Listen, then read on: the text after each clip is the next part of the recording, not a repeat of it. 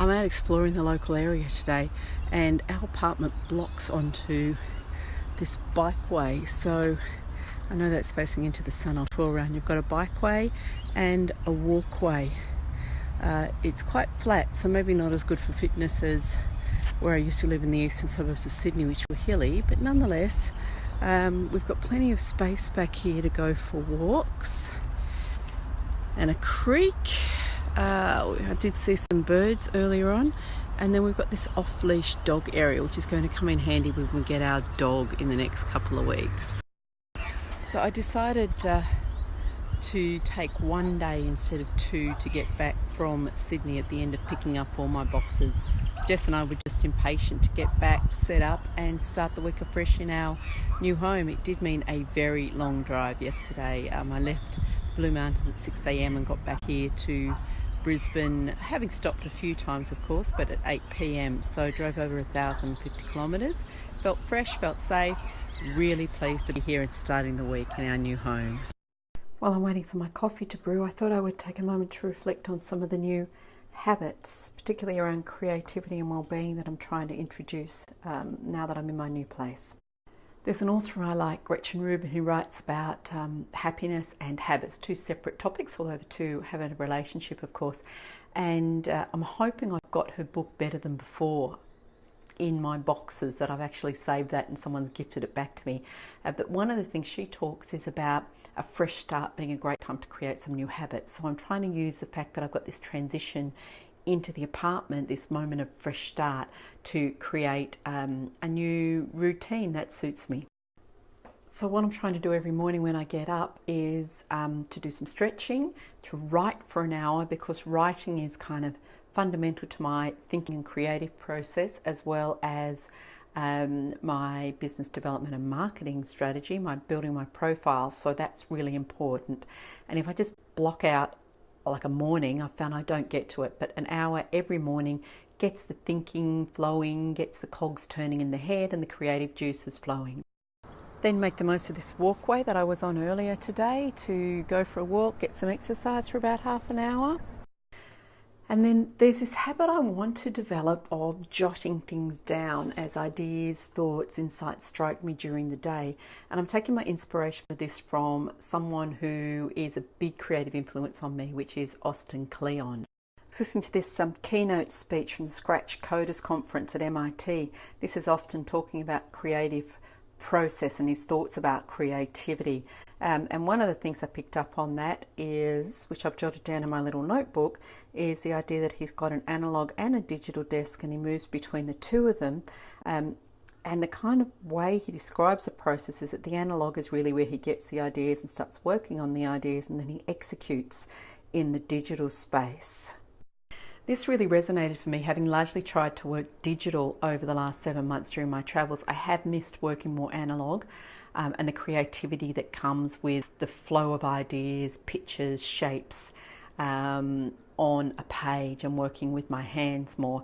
So I'm going to start doing that, including the use of this notebook, the unlined pages. Someone gave me back a box of notebooks this weekend in Sydney that I'd given them, unused ones, and it's kind of been nice to be reunited with those and start jotting down ideas.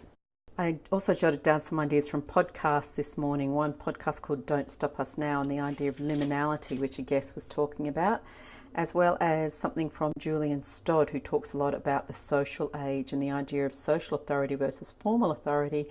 And the insight that for me, for the most part, because I'm not working inside an organisation, I really rely heavily on social authority to get people to engage with me, to attract work, and in some ways to execute my work, although it sort of bleeds into formal authority at that point, often borrowed from whoever I'm working for.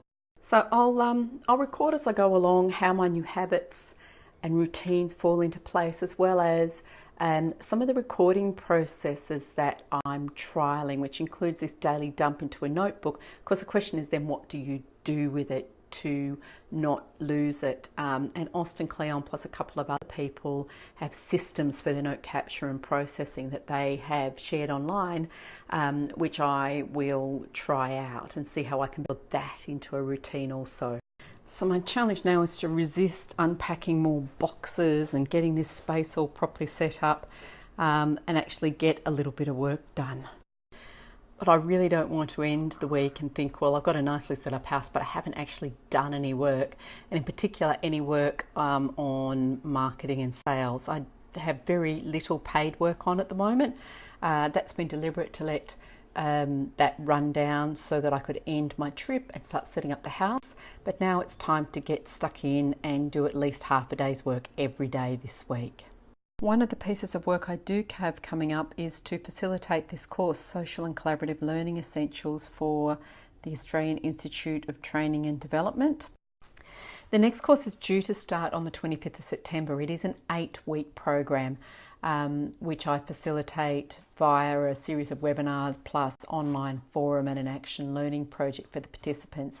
But the AITD has struggled to attract participants to the program. So what we're trying to do is to improve the marketing and do almost a little bit of content marketing.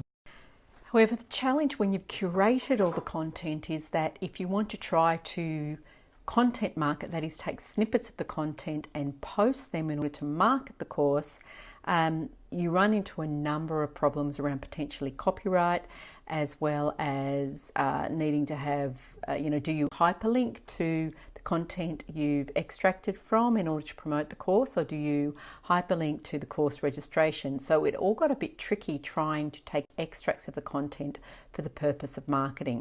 What we're doing instead is that I'm writing a series of posts which started with some sort of leading question which relates to something that someone will get out of the program, and a little bit of elaboration around how the course will help to answer that leading question for people. And although I'm providing some of the base images and material for the images that will be posted with the content, Sam Gilbertson at the AITD is actually doing up the images sort of prettily in Canva.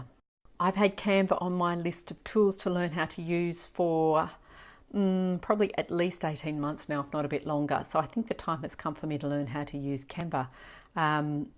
Maybe not for this particular task, but in the not too distant future for some of my other work.